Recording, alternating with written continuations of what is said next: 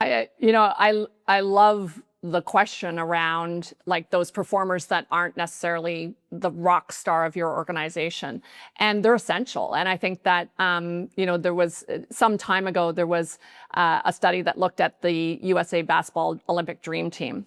And most people kind of remember the 5 main players of the Dream Team, and but what they discovered was that it was really the other players on the team that if they weren't a part of every practice, the discussion and planning around strategy of the team, the understanding that there may be 3 to 5 stars on that team, but those people would not shine and the team wouldn't have won the Olympic medal if they didn't have the other 15 players, that are still a part of that weave or that network that's essential for the success overall. So I think where I've seen the best in organizations that are capable of the whole high tides lift all ships, like keeping everybody kind of lifted and connected is I think it comes a lot from not just the leaders at the top, but their ability to instill that culture and the necessity of the value people bring to the table in the role that they play.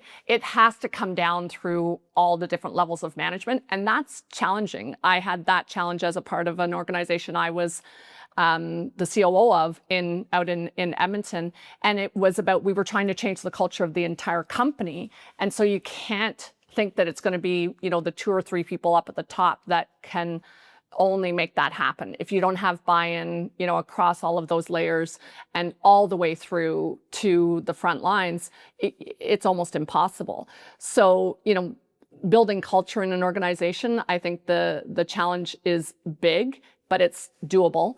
And it's really a lot from like walking the talk, but also being of the nature that you do the hard work to ensure that whatever points of the business you're touching, that you're instilling that same sense of commitment and culture throughout every touch point that you're involved in.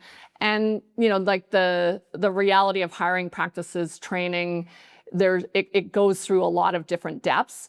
But I think if you're vocalizing constantly the commitment you have to every individual in the organization, as an example, the company I mentioned earlier, we set values out and we communicated them constantly. And one of them was all work is honorable. All work is honorable. So if you're asked to do a job in this company, I'm going to know and understand the value that means no matter where I am in the business. But I'm also willing to help and do it if I have to. So, that sense of there's,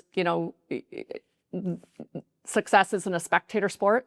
You're not going to sit back and just watch everybody else try to make this happen.